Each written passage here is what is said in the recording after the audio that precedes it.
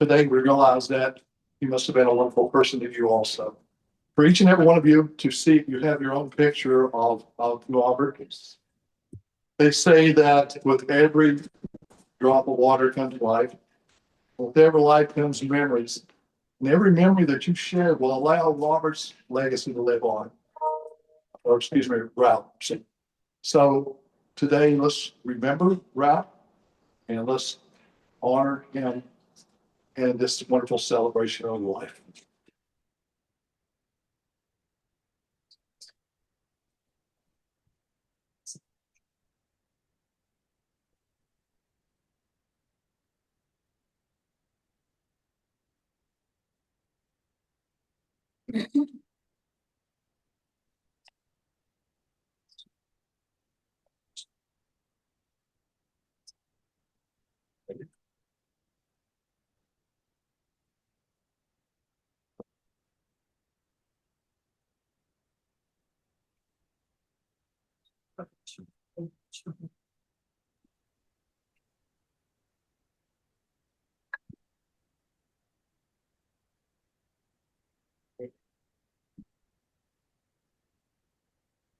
Would everyone please stand as the family says stand, please. And you won't turn, just face the outside so that you can watch.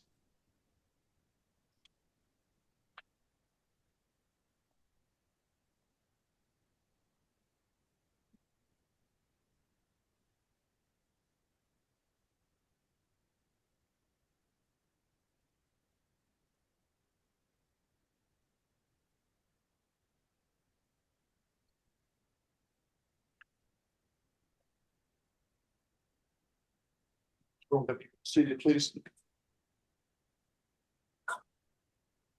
Robert, you speaking first. Now, last.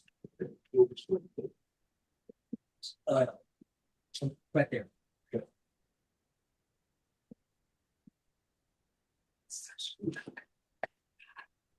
Good afternoon, friends. I am Susie Bork, the president of the Chictaya Foundation, and it's lovely to see you all. A pleasure to welcome you. I want to begin by thanking Robert Frost for making the arrangements for today, but also for the care that he has taken in bringing Ralph home to us and allowing us this celebration. As Ralph's life's partner, we should all be so blessed to have a husband like Robert Frost, his dedication and his deep love. It's also especially wonderful to have representatives of Ralph's family with us today, his son, his sister, and Robert's family. Her sister is with us as well. And David's family, I should make clear. And I'm delighted to see so many friends that have been able to join us this afternoon. And also, in particular, the members of the Chictaya Foundation board who are here in great numbers. We've just spent the last couple of days celebrating Ralph and thinking about his influence on anthropology as one of the most distinguished applied anthropologists of this era, but also thinking about the work that he accomplished, of course, in Peru, but also dealing with AIDS and the AIDS epidemic and the wonderful research that he did in that area. Everything he touched, he did the very best work possible on that. His work in Peru actually goes back to the Peace Corps days and the profound influence of the Peace Corps in his life.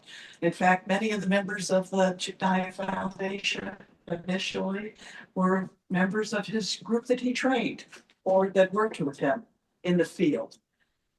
It is also those values that came out of the early Peace Corps that informed much of what went on in the Chictaya Foundation and in Ralph's lifelong commitment to certain values, such as the importance of a deep cultural understanding of any group with which you worked, careful and full respect for the communities in which you attempted to undergo projects. He was deeply influenced by the work of Alan Holmberg at Cornell, the individual who did so much work at the Vicos project in Peru. and carried those values into everything that he did in Puno. In Peru in those early years, down in the Altiplano, he made friends with some of the most distinguished anthropologists in Peru, and in many ways revitalized the study of anthropology and particularly applied anthropology. The fundamental values that were important to that work, of course, respect for the cultural values of the community. Any projects undertaken had to be initiated by the community. Long-term commitments, that is, you weren't going to just fly in and fly out, but whatever you undertook, there was always the likelihood of mistakes. Mistakes happen, and as a result, you stayed in order to be able to correct those mistakes. Such was the type of long-term commitment that Ralph made to the Altiplano and to the friendships there. We traveled any number of times to Peru as a foundation celebrating our 10-year anniversary. I should stop to say for a moment that Ralph's career was largely spent at Pomona. And toward the end of that career, he received an email from Chictaya, the community where he had worked, saying, "Are you the Ralph Bolton that was here during the 1960s? And Ralph answered it, of course, and said, "Yes, I am." And this young man, who'd only been 5 at the time of Ralph's work there, said, "Well, we need you again. So would you please come back?" And Ralph went back. He took his son with him. He took Robert with him. And he went fully aware of the whole notion of anticipatory reciprocity, knowing that the celebration that they gave in Chictaya would also incur certain obligations on Ralph when he returned. And no sooner did he return that he thought about trying to get computers for the schools in Chictaya. That is what the people wanted. And who did he consult? A young anthropology student from Cusco by the name of David couple, who he enlisted to help him. And once those computers were installed, there were, of course, other ideas that emerged. And Ralph and Robert and David, Dr. Mike Rensick, all began to plan for the foundation of the Chictaya Foundation, 2005. We celebrated 20 years 1 year ago, which is highly unusual for small nonprofits to last that way. But it was built upon the deep friendships that Ralph had with so many in the field of Andean studies. I'm very grateful that Ralph made one last trip to the Altiplano, and you'll see some pictures of it at the end of this slideshow. But he was enormously happy visiting the communities, and he was greeted with such affection by everyone there. They were glad to see him, and they talked about Dr. Bolton and when they had known Dr. Bolton and the wonderful things that had been accomplished. And Ralph just enjoyed absolutely every moment of it. There are a couple of shots here of Ralph speaking to all of us as we crossed Lake Titicaca to distribute the remains of another former member of the board in that ritual that one does. And Ralph told us stories from the early days, and clearly it was great. I have one remaining memory of him that I think will be enduring, and that's, of course, Ralph loved Andean music, and he loved to dance. And once in Arequipa, this is back in 2020, when we were much, much younger, the waiters played a wino for us. Ralph handed me a napkin, and the two of us got up and did our version of a wino. We survived. 5 years later, in 2025, on our last trip, we were both 5 years older, remarkably, and we got to do the old band stance, which is simply pounding your cane on the floor. But Ralph still loved the music and enjoyed every moment of it. In March, a year ago, Ralph was given the highest honor of the Applied Anthropology Association. He was given the Malinowski Award. It's a wonderful speech. It's found on the Chictaya website. I urge you all to take a look at it because he did a wonderful service for us in cataloging for us his career, telling us his version of his career. And one of the things that he points out is one of the sustaining values that he held was that our job as applied anthropologists was to try to rebalance the relationship between the ratio between pain and pleasure in the lives and the families with whom we worked in favor of pleasure. And that is very much the kinds of efforts that were made by the Jediah Foundation in economic development, in health and education. At the end of that lecture, Ralph commented, first of all, how wonderful it was to be honored by his profession with that award, to, in a sense, receive a lifetime recognition award. But he also was reflecting on the fact that we're living in a very uncertain and really truly deeply depressing world at the moment. Nevertheless, he said, this is a call to action. Even though the world looks rather dim, and particularly today, it looks particularly dim, what we must be working toward and commit ourselves to is renewed efforts to readdress that ratio, improve the lives, however small that improvement might be, between pain and pleasure. The Jediah Foundation stands for that. It is his enduring legacy. It will continue to pursue those aims in the Andes. We are grateful for his example, for his inspiration with leadership, and by our commitment to continue that legacy. I want to conclude by reading a poem that Robert chose, What is Death, from the new poems by Whitney Reiner. Many of you know that Robert and Ralph restored the Whitney Reiner poem in Santa Fe, and that is where many of the original ideas for the Jediah Foundation came to fruition. It is in your program, bottom of the first page. What is this death? It is not when the far clay banks turns white, nor when bright leaves darken in the veins. It is when the mind is too tired to take care of the heart, and the heart takes pity.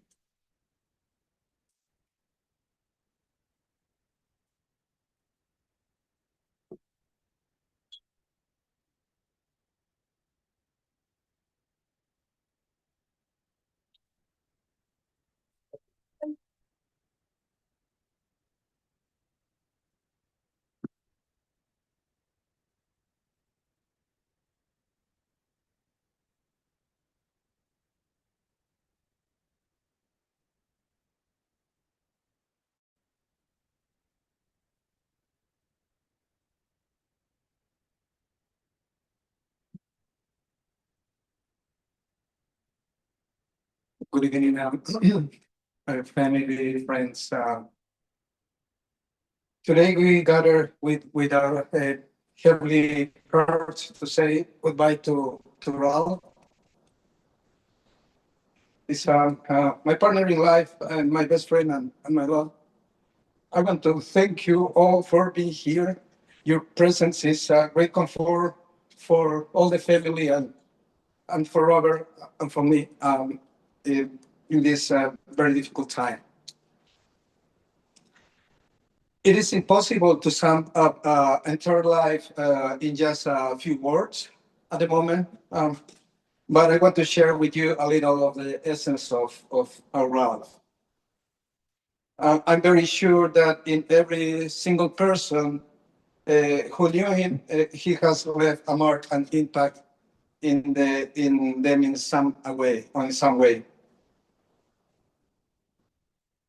One of the things that I admire most about him was his way of understanding mutual support and his commitment to always helping people. Ralph didn't just believe in the importance of lending a hand. For him, it was a way of life. This is a precious lesson that he left to every single person, and especially for me. He had that special sensitivity to notice when someone needs support without them having to ask. Whenever it was with timely advice, with his time to listen, or with a practical gesture of solidarity, he was there. his example told me that a person's true worth is measured by what they are willing to give to others without expecting anything in return.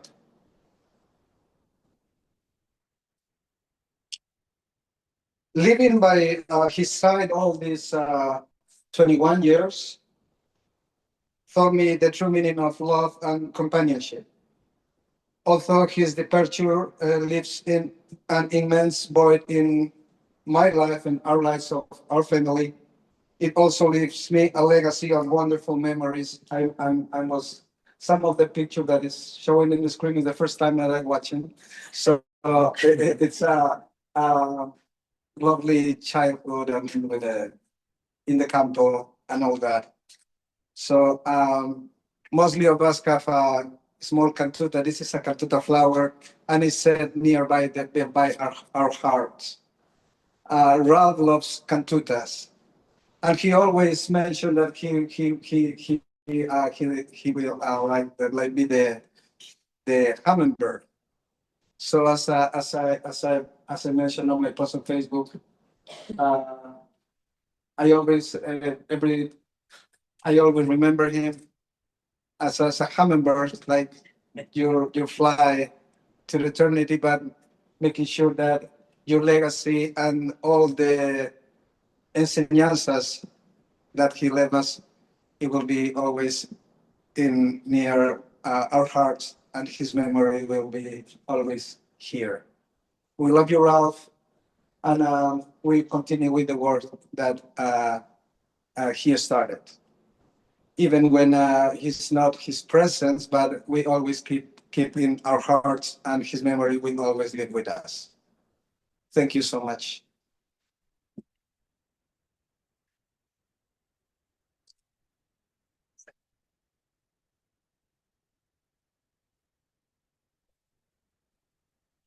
Now I'm gonna go ahead and play a song, a Peruvian song in honor of Ralph.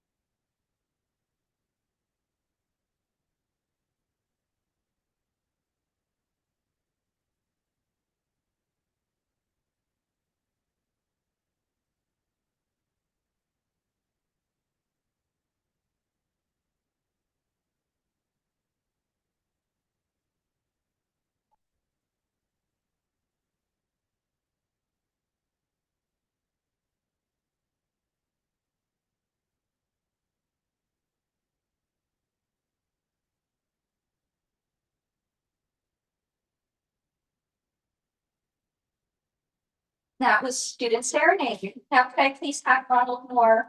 Thank you.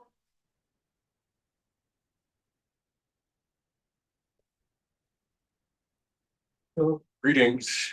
My name is Roland, and I'm an anthropologist, and that's largely thanks to Ralph.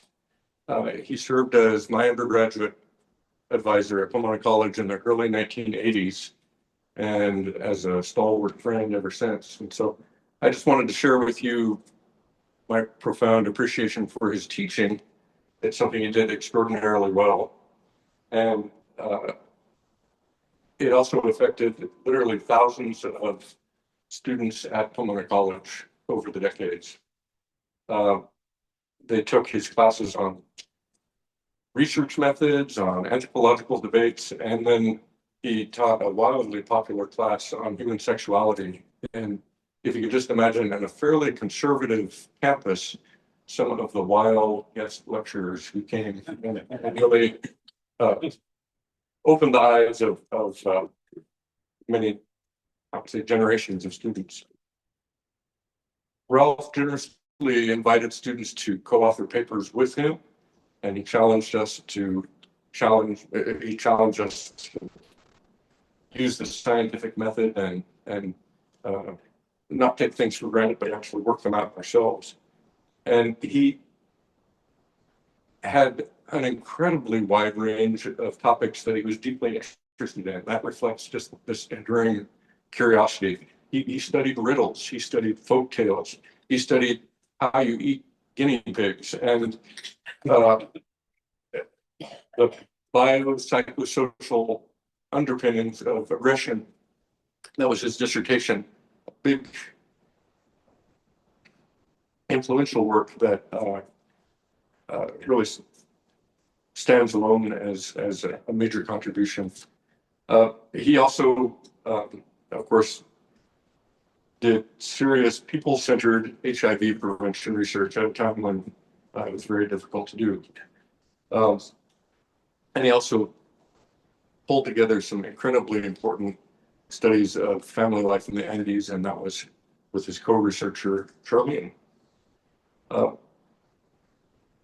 Ralph's examples of using technology to create giant printouts of paper to test out statistically whether some hypotheses were working or not. That was influential in my career and that of many other students, even if they didn't become anthropologists. And as serious as much of his research was, I think the delight for those of us who learned from him, both students and colleagues really, is how funny he was. And you all know this. I looked in my emails for an example, and so it's better to give an example. And here's a small email that I received from him not too long ago, really. He said, "Do you Photoshop? Could you put some long pants on me on our board meeting photo? These shorts are probably not appropriate." LOL. So, to be honest, I'll miss that humor even more than the devotion to principled and scientific research, with the well-being of the research participants foremost in mind. And witnessing the affection and appreciation we've already heard about that's shown Ralph by Peruvians, both young and old, as well as by Moroccans in Tangier. I was particularly honored that last April he came to the Greek village where I did my field research. And he was, I mean, you won't be surprised. He fit right in with the Greek villagers. And when I would introduce him as my professor of some 45 years, they showed him a great deal of respect. But he really won them over with his charm.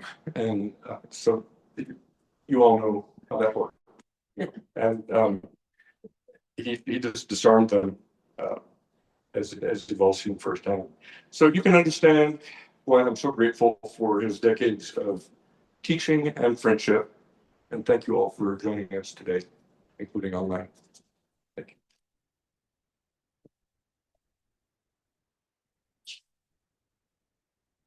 And then for Sue Clark.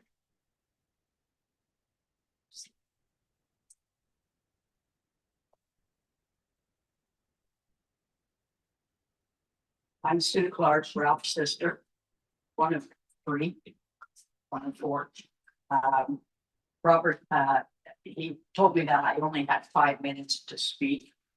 And, rest assured, Robert, I did not inherit that gene. My brother did. So you will have to listen to me for hours. And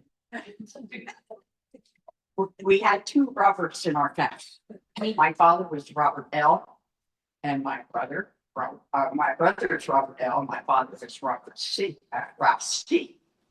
And so not to get the two Ralphs confused, we wound up calling my brother Ralph, we called him Skip or Skipper, as my aunt would call him. And before coming here, I asked one of my sisters, how did he get that name? Because I don't remember. And they said when he was little, he never walked, he always skipped. So he was termed Skip or Skipper. And that's the name that we knew him by. We were raised on a farm in eastern Pennsylvania. Our father was a very successful poultry farmer. And our parents were both very religious, and we were raised that way.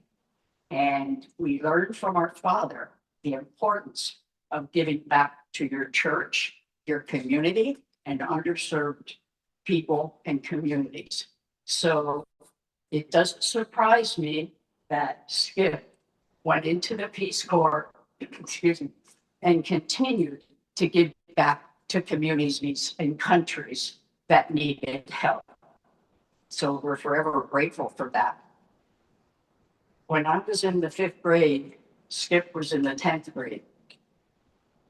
And he decided he did not want to follow in the footsteps of our father, who was a successful poultry farmer. So he was able to convince my mother and father to allow him to go to military academy in Stanton, Virginia. So from the 5th grade on, I no longer had a brother at home.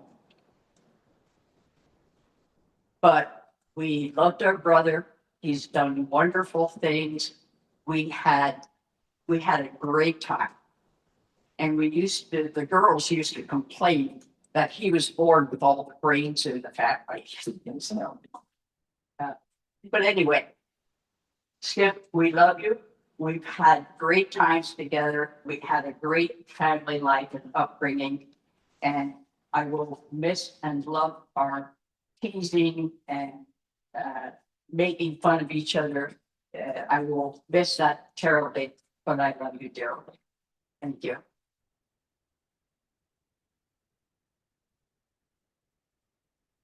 Now I'm going to be playing a song for us, No Regrets by Edith Piaf.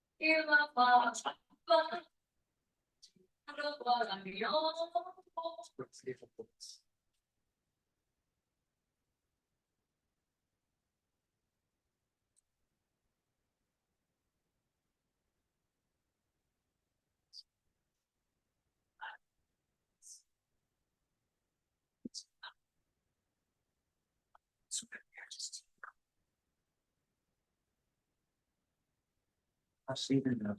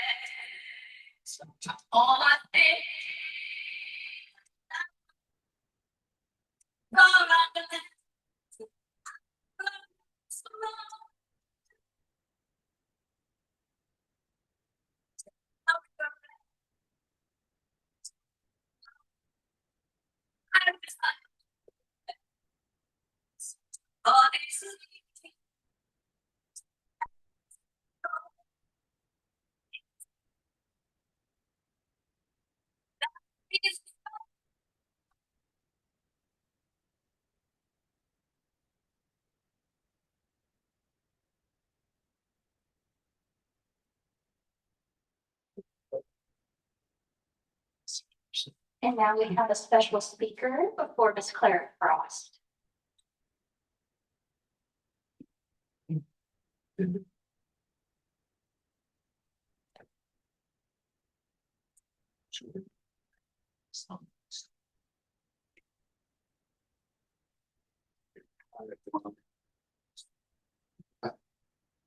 late edition of the program.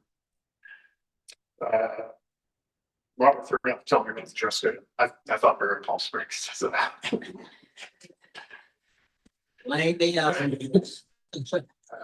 it's been a tough few months.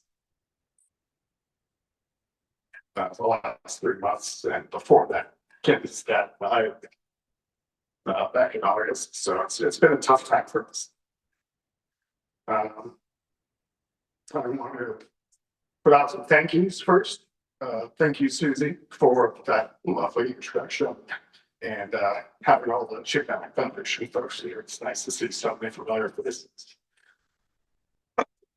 And Robert, thanks for coming together this. I know it's been very stressful the last 3 months with the condo and everything going on, and putting together a service and getting Ralph back from Morocco.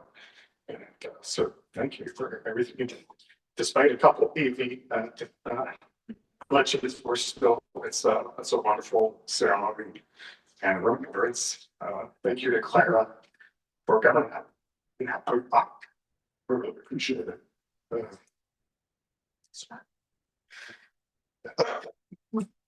Want to thank Steve and Gwen, Denise, our long lost cousins from the East Coast. Thanks for coming out, and especially to Steve for all the extra stuff he's been doing with my dad's stuff, large amount of materials.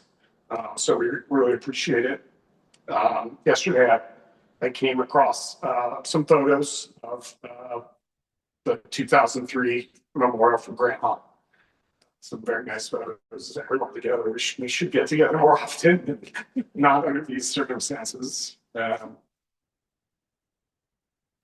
want to thank Peter and Roland for being doing so much work and being so helpful as the co-executors. It's very nice, and as I mentioned, Kim's death. We're still dealing with a lot of the fallout of that. So it's been a relief to have the two of you helping this last few months. And we're thinking about Dr. Mike, who couldn't make it, and he's been such a good supporter and friend to Robert over all these years. So we're thinking about him, and hope he's able to make it to next year's board meeting. And then I want to thank him for his fortunes and Robert and everybody. David. And least but not last, of course, Rudy and Fred, David and family, and Dr. Ricardo and Rosemary, who came up to the board meeting. So glad they're here. So I guess I have a few stories and kind of go from there. But one of the times Kim came and visited, I don't remember if it was in Santa Fe for Grandma's memorial or maybe at the condo. I told her, when you go to use the restroom, and somebody you go to use the restroom at my dad's house or condo over the years, there's a lot of art hanging on the walls, and the best way to describe this art is it's hanging. And not just one or two, many hanging arts. So, and we have so many memories from the holidays spent together as a family in the 90s in high school and college. It was at the condo in Claremont with the six of us, me and Gabe and Mike and my mom and Ralph and Robert. And later on, there was many years where the foundation board meeting was in Santa Fe in January. Kim and I would make the annual trek to Santa Fe and hang out with Ralph and Robert. And those were very fond memories. One year, I don't know why, I was using my dad's laptop for something. And of course, the wallpaper. He minimized everything was not appropriate, or it was appropriate for him, but not appropriate for someone borrowing his laptop. And so I promptly went on a website that was more to my liking and changed the wallpaper to more feminine form. And you should have seen Ralph and Robert carrying on. Just carrying on about this image and very fun memories of all the years and visiting in Santa Fe.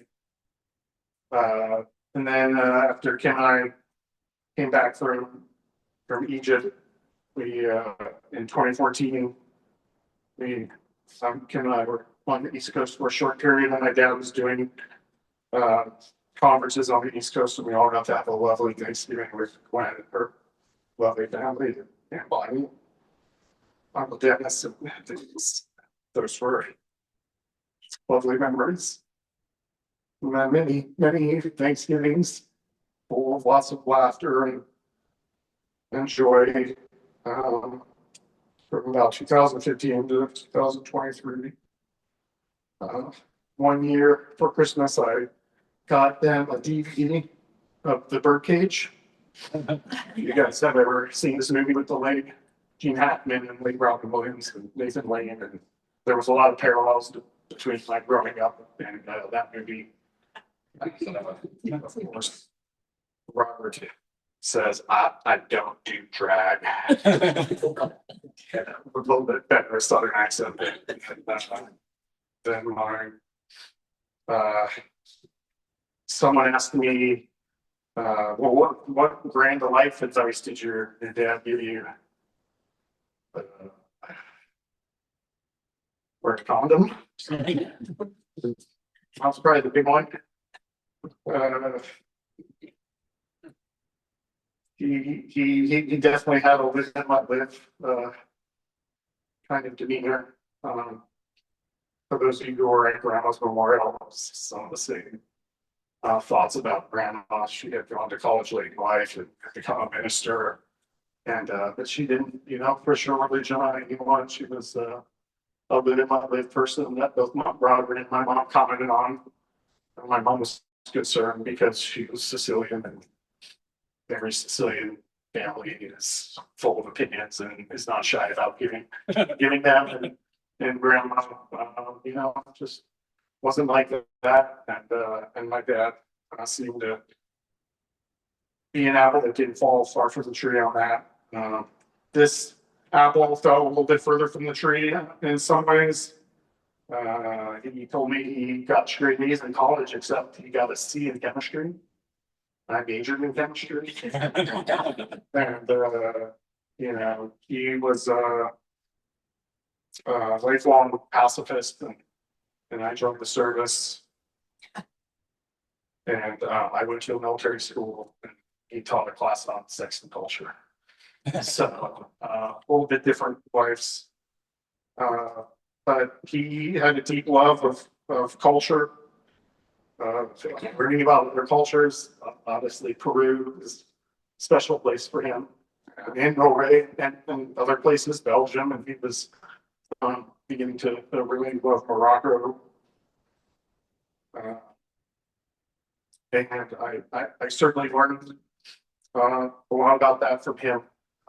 In this room of people, we talk about culture, and it's Peruvian culture, Altiplano culture, the culture of the Quechua speaking Indians or the Amara speaking Indians. And for me, I work in aviation, so culture is extremely important.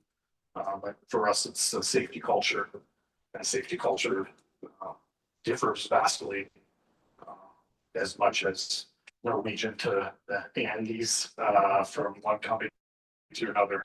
And one military squadron to another, even in the services of one country, cultures in those countries are very different. So learn to understand them, learn from them. Maybe you'll learn ways to do things better from their culture instead of them always learning different ways of doing things from your culture. The last 5 years I've been working as an instructor pilot, training India and South Koreans. We started those programs with a cultural stand down that I had us do for 2 days to learn a little bit about not only their country's culture, but their military culture, and their aviation culture, and their services, Navy services culture. And so it comes back to that a lot with my dad, everything that he loved about traveling the world and learning about other countries and other cultures. I think that's the last story I have, but parting, I know he was not very religious at all. If there ever is heaven, I hope that he is You reunited with his father. It's been almost 50 years since his grandmother passed away.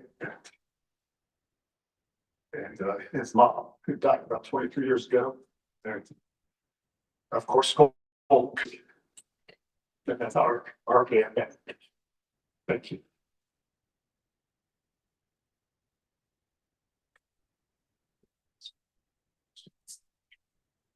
Now for Claire Cross.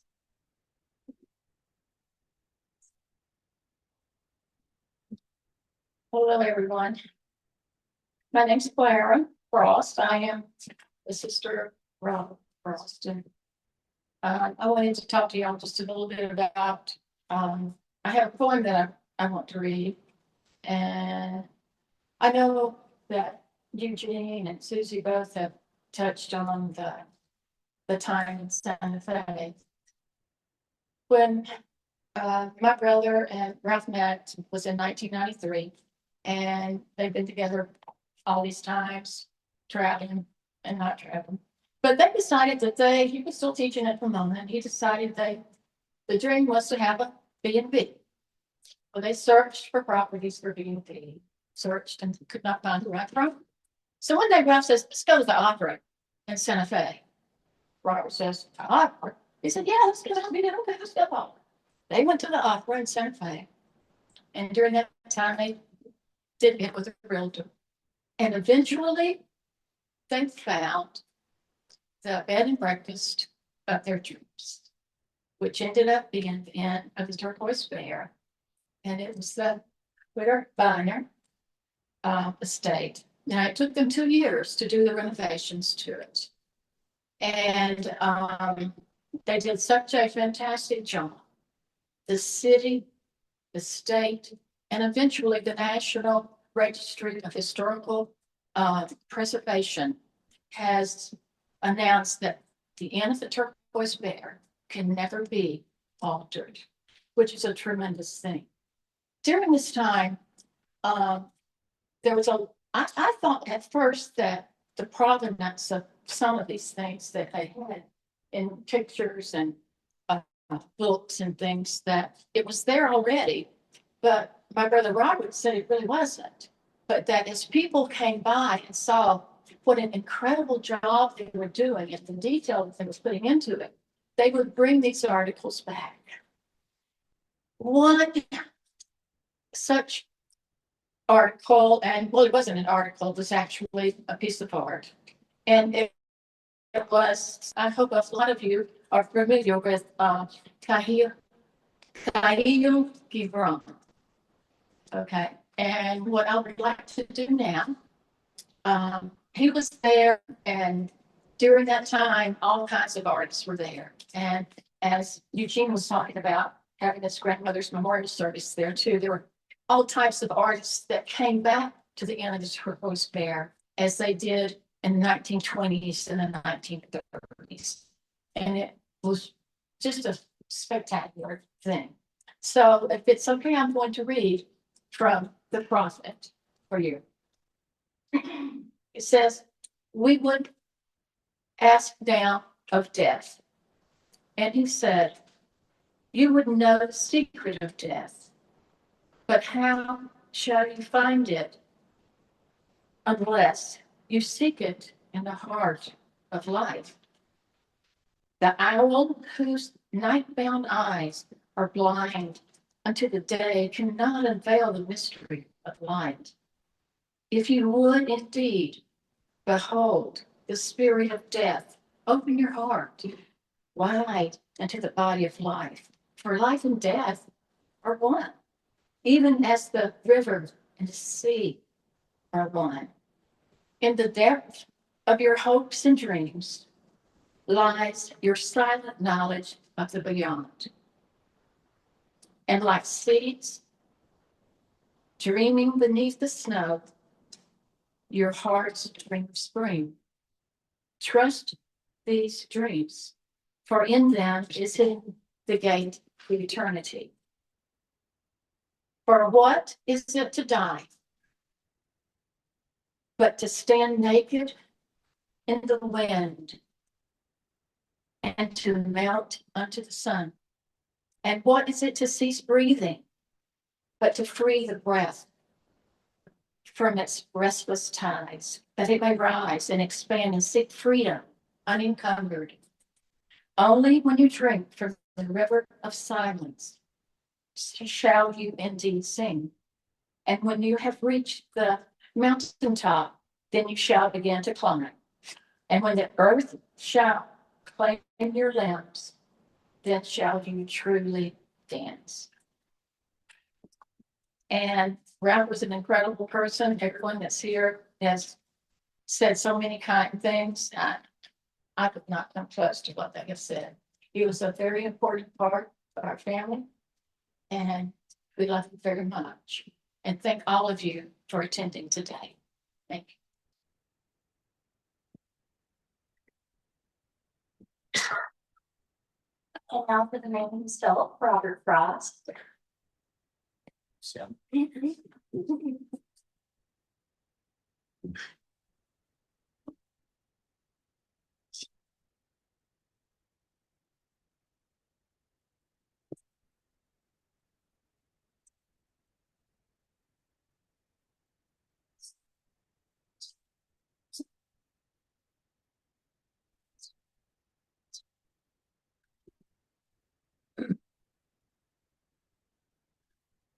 Well, what do you say?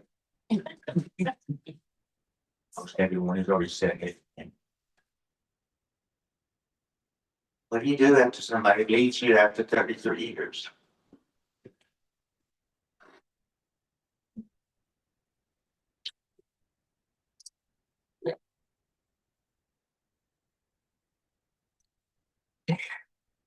Takes off on a trip. One of his many, many trips. And decided he didn't want to go home. Ralph taught me a lot of stuff that everyone else has said. But he taught me to enjoy traveling, getting to know different people, different cultures, different foods, different music. And we went all over this like he did me off. You know, he loved her song.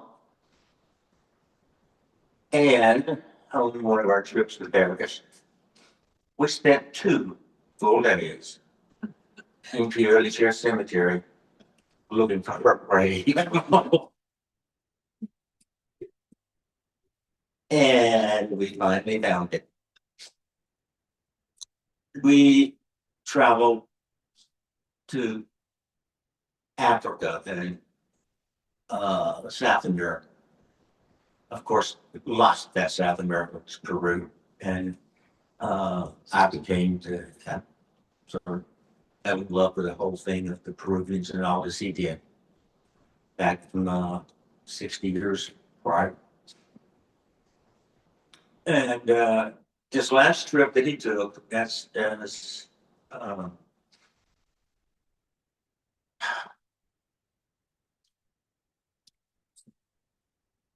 Susie said, excuse me, I got old. He took off right after doing the Malinowski Award, or the Malinowski speech. I have not been able to bring myself to read it yet, or to listen to it. But everyone that I have spoken with, even my friend of 54 years, Dr. Michael Rensing, stoic individual, nothing bothered him. When he read it, he said, you can't help but cry to read that. And when he did, people were crying, standing ovations and all that. I didn't get to go on that one. And when he returned, he left within a very few days on his last trip. That was in March of 2024. No, 25. He did return briefly in September for a couple of weeks to settle some business and stuff, and left immediately and went back. During that trip, he did so much of the things that he wanted to do that he had never been able to do. The Baltic states, you know, all of the Estonia, Latvia, all of those countries, Finland, Sweden, and of course, Norway. Ralph considered himself to be a Viking. And he just said that he was just born in the wrong time.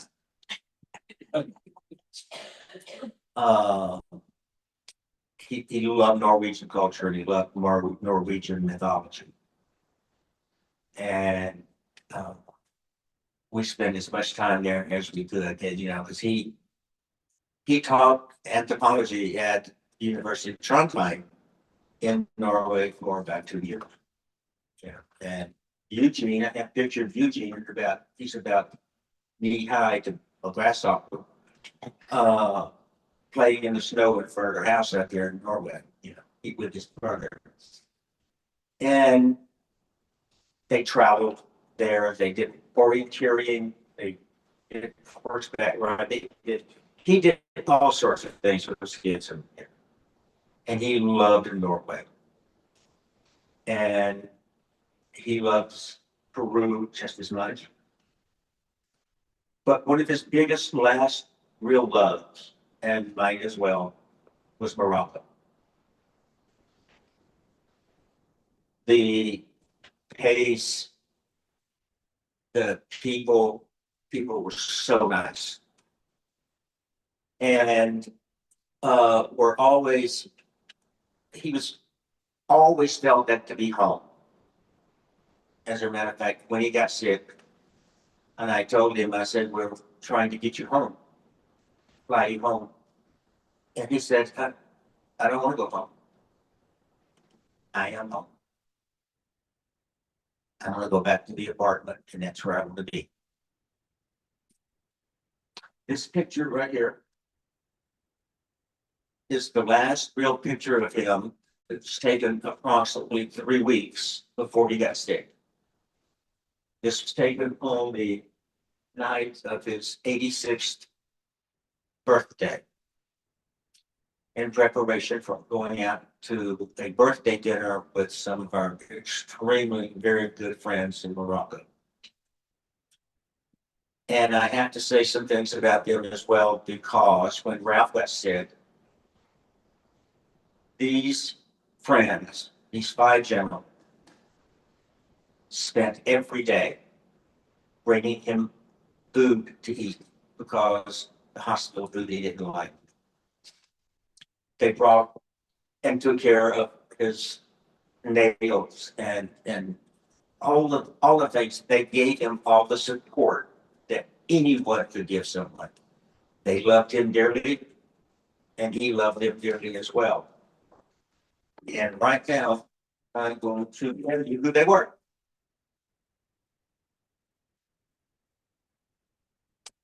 There's a gentleman who's 28 years old, or 30, I guess he's 35 now.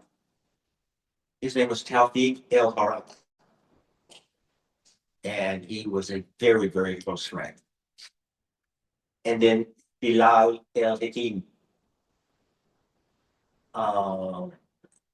Bilal was somewhat of a young man. This just goes back to what Ralph's kindness was. Bilal was an orphan and was a street kid, street orphan. And they sort of connected in some way. And he helped him survive and treated him, as Bilal said, he was my father. That's the way we did it. Then there was Mohammed Reza El Asri, who is another extremely good friend.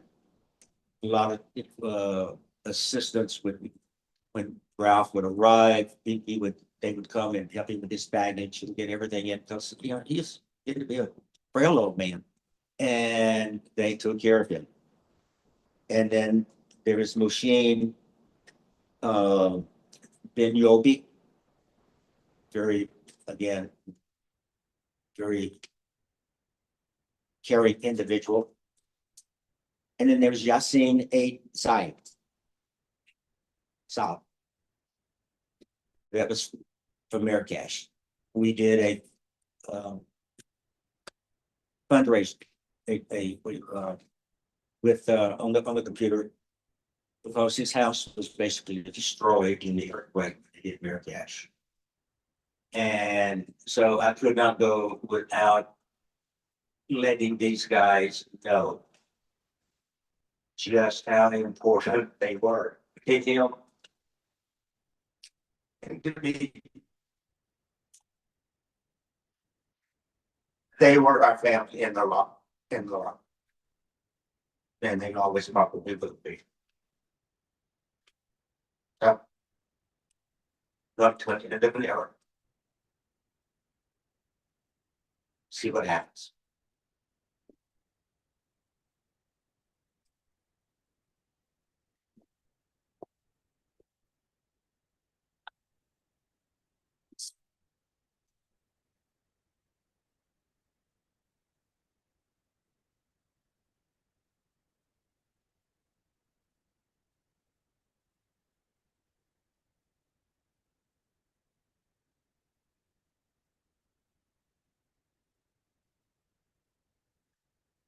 Thank you, Robert.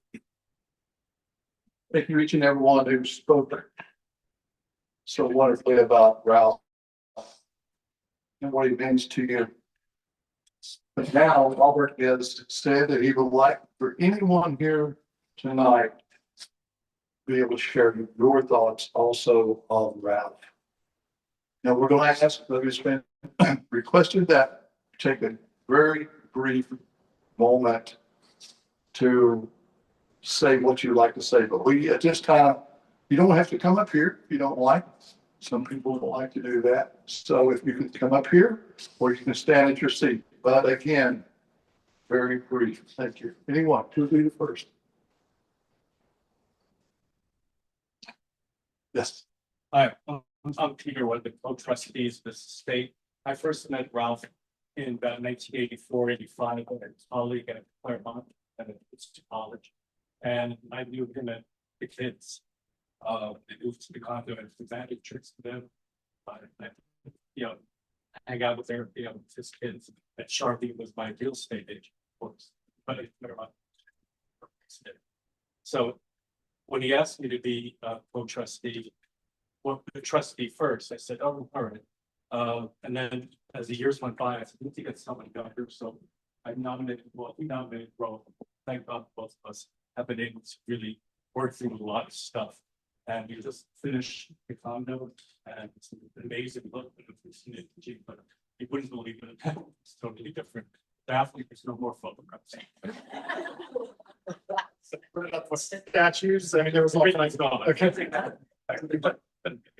So, and for Robert, I met David a few years ago. He was decision for a moment, but Robert, I've known since day one. Thank you. Anyone else? So, Hi, I'm Bruce Merrill. I am one of Ralph's students from Paula. Ralph's my student advisor, and yeah, it took me in as I guess I would fall into that category, sort of intellectual, emotional stray. Yeah, was always there for me in all sorts of ways. In no small part, because you know, and we just stayed in touch all these years. And, a couple of years ago, we were chatting Facebook, and he said, "Oh, I want that." I went through and just yeah, it's going down there. It's oh, great, we should come. Why not? So I flew down and had the most wonderful, extraordinary time. Dear friends and getting to know this wonderful transatlantic that we've been talking about, teaching about for so many years. And yeah. My seeing an intellectual father. Yeah, he wasn't spiritual, I would say, in the traditional sense of the term, but yes, his passion, his love, his morals.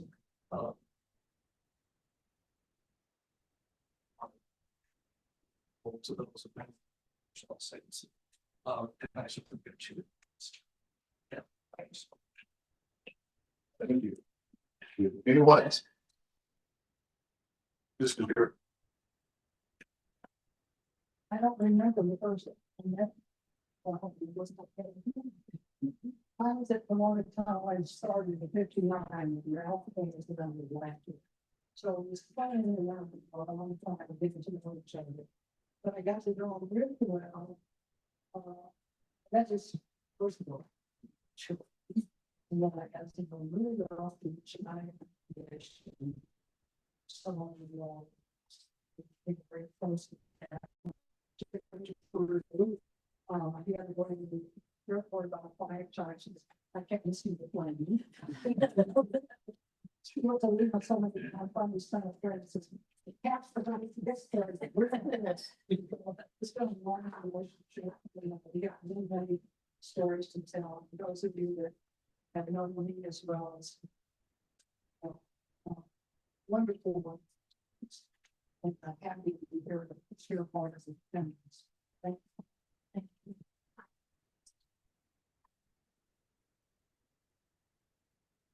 you. Anyone else?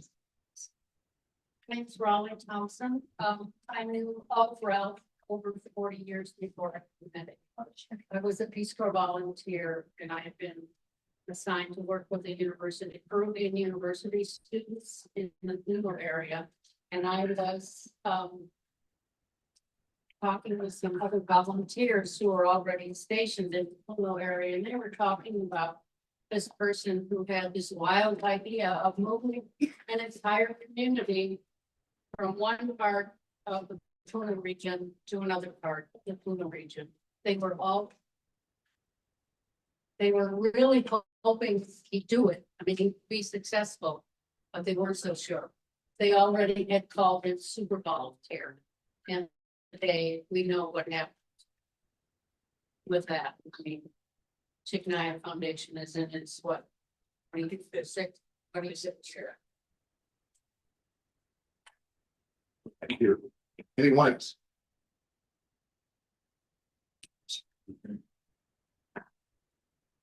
Hello, everybody. I'm Mike Gabo. I forget you. And sorry, but this time I prefer to speak Spanish. It's more sensitive for me.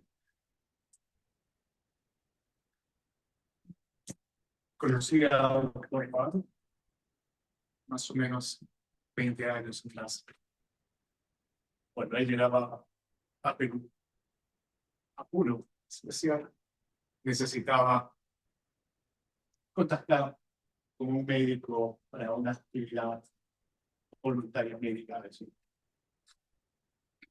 Yo recién había comenzado con mi práctica médica y en mi mente decía,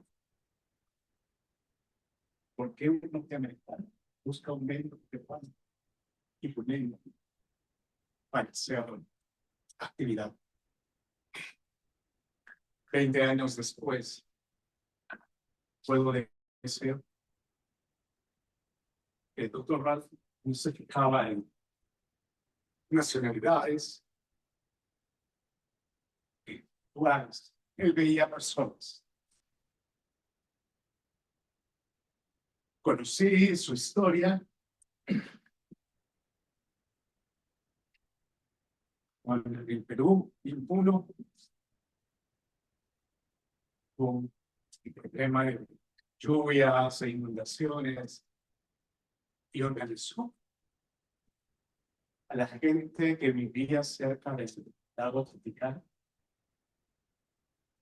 y llevarla a un lugar más seguro. del agua, de las inundaciones. No, no complique la vida de esas personas. Y cuando él me contaba esta historia, me imaginaba a Moisés muriendo a la tierra prometida a este grupo de personas. Esa es parte de la inspiración y el legado que Dr. Ralph nos deja y me ha dejado como enseñanza de vida.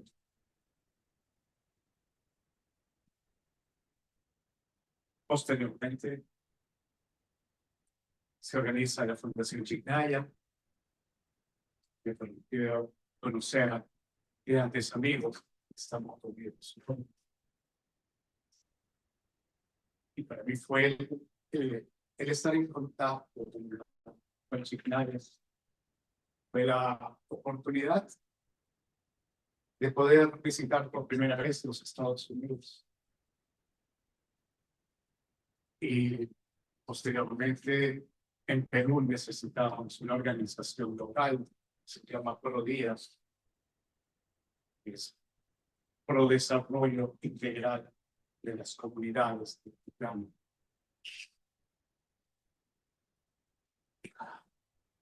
Quiero compartir el año pasado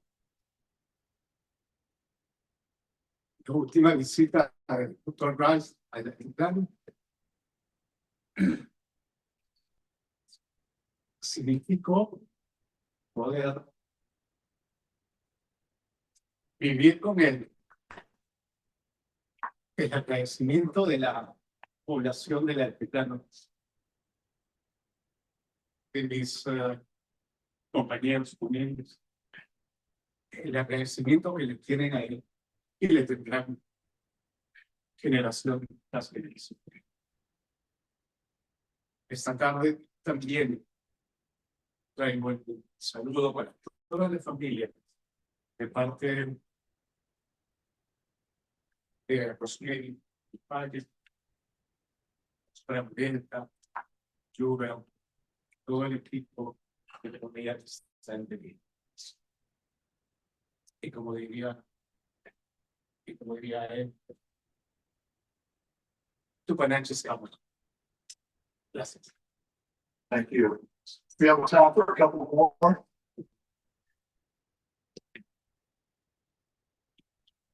I'm Ann Stromberg. I did work in the United Foundation and Ralph is my college. I used to read my brother a book called Their Soul's and just hearing you speak about Ralph today, his adventures all over the world, getting to know so many of us in such personal ways. I think his life, he always has learned from more. And a wealth of new cultures, wealth of new people, and brought us all together. And I'm so grateful for his presence. That's it. Anyone else?